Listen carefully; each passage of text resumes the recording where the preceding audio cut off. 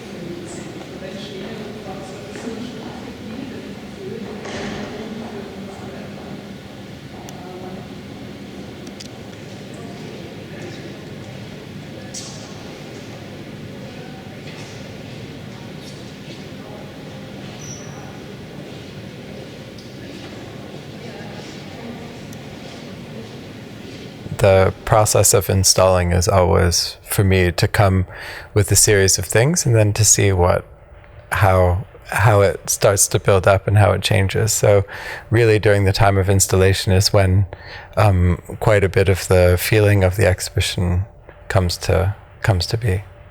I don't have an opinion. It's not an oppressive space. It's not a space that makes you feel like the space is telling you what kind of exhibition you have to make. And so for me, it's a very practical situation of looking at a space and seeing how I can work with it.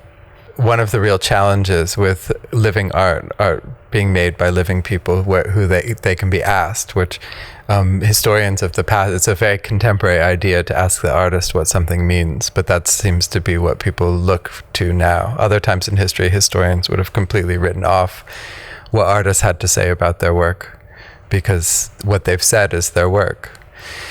And in a sense, what's very important to me is that we use our lives and the connections that we have to other people and how we move around to build associations through the things that we see. That I think that what I do is not like the way painters are showing you what their hand can make for you to see through their eyes. I'm trying to do things that are, in a sense, in a kind of open conversation where I'm somehow sitting in some middle ground between the people and the situations that the actual objects of my artwork come from. In this exhibition, for example, there's a large basket that was made by a blind basket maker in Berlin, which links to a long history of blind people who have been learning to do brush making and basket weaving. But also just the association of being able to see something that you can clearly recognize means that it swells around your mind and you make the meaning of the work. That I think that often a very lazy approach is to refer to the idea of narrative in my work, because that's a way of being able to talk about it without taking yourself into consideration. And so what's interesting is I find that the audience for my work can be very divided between people who find it very ungenerous because there's no meaning and there's no vision and there's no hand in the work that I'm making, and people that find it really open and something that gives something to them, and very few people somewhere in the middle. So I find it interesting the balance between situations. Often in a museum context, there's a democracy that's associated with the exhibitions that are at hand, and sometimes that democracy can lead to a kind of compromise in which meaning is handed to people, where in fact if you say, oh, this is about the found object, or oh, this is about minimalism, then that becomes the only lens in which people look at things. Where in a sense, if you go into a Chinese restaurant and you order a Wiener Schnitzel, your perception of that is going to be changed by who's made it for you. And so it's very complex how information and how artwork comes into our eyes and comes into our beings. And for me, it's very important to have that be a kind of open situation in which somebody who is compelled to a work that I would make would feel that a part of it was theirs.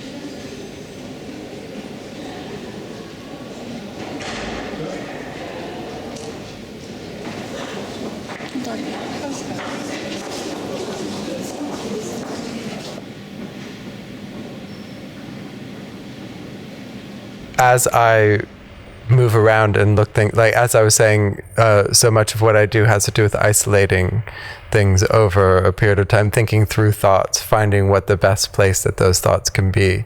And a lot of the time, certain kinds of thoughts or impressions or situations are best suited to language, or sometimes they're best suited to an image or a photograph or a painting or something that is a sculpture that's really made by hand with clay.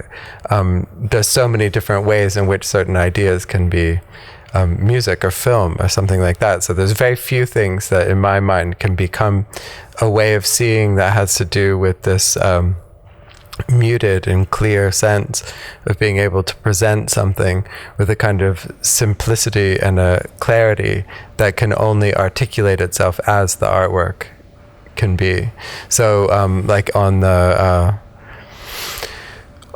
invitation card for this exhibition, there's an image of a work that's in which I had somebody go into a house and take every source of illumination out of the house. And so a work like that is something that I spent years. I was walking through the forest one evening after the sun had set and saw a house that was just in silhouette and total darkness in the forest.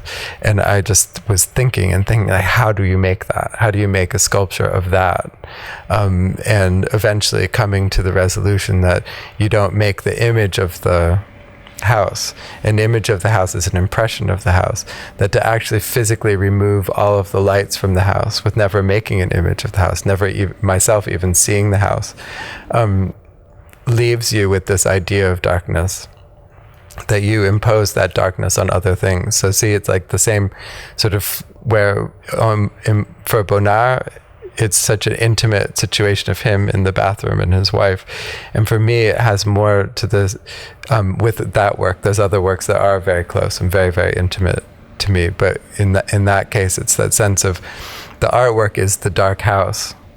And to be able to make this kind of flip in which the house itself is not the subject, while still becoming the light bulbs become the subject, where in this house, where in a sense, those light bulbs can never replace the house as the subject.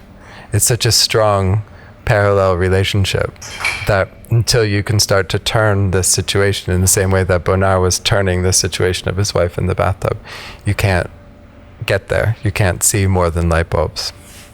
It's very... describing my process of working over a long range of time is not something that I share very often.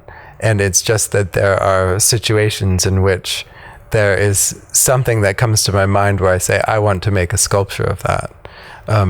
In the same way as somebody discovers that they love the way poppies look and they want to make a painting of poppies, that in that sense, I wanted to make a sculpture of a dark house.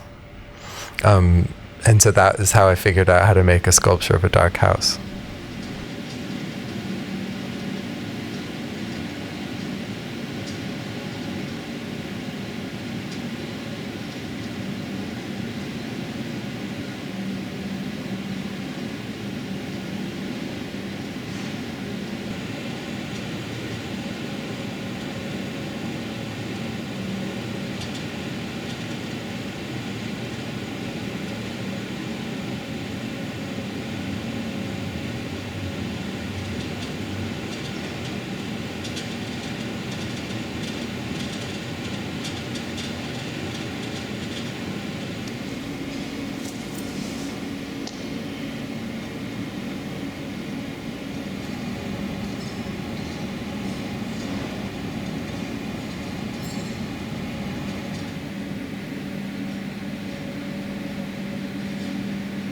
I think that one of the problems with anything that's contemporary is that it hasn't had time to be weeded out.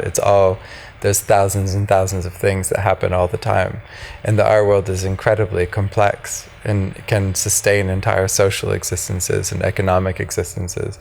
There's many different factions of the art world, from collectors to curators to artists to art students to assistants to gallery employees and gallerists and all of that, and they can all be sustained socially by this very complex world, which is a wonderful thing, because it means that we live in a time when more artists can support themselves with their work than ever before, which is nothing but lucky and an amazing thing about this time.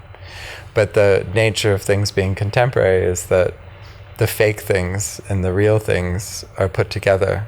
And over time, the fake things and the real things get separated from each other. And so often you can see trends and movements and fascinations and interests and conversations and envy and jealousy and processes and all of those things.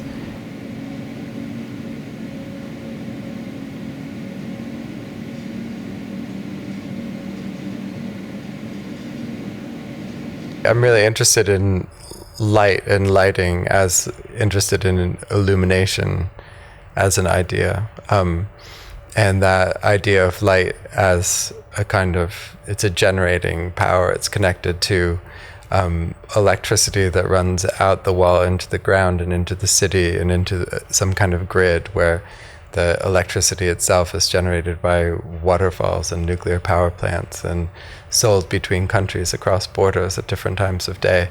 And I'm fascinated in that idea of drawing a line that connects something that's in a gallery to something that's outside of a gallery. For me, it's just that art is one of the very few places left for the most difficult kinds of thinking and the most difficult kinds of seeing. And so I think it's possible for us to challenge ourselves by using the frame of the gallery space to think outside of certain situations where in fact we live every day with all of those situations. I find it fascinating in a sense, and really exciting, to talk about things in artwork as being things from the everyday. Every day. I love that idea that you say common things from every day, is as if there was anything in the universe that could be common. And so often I use things that you can recognize because they're not abstractions. If I had a very complicated piece of equipment sitting in the gallery and you came in and you said, "What's that for?" That would be such an important way of that artwork having meaning. And so, which is very different than if you come in and you see, "Oh, those are lights, oh, that's a basket, oh, those are sheets."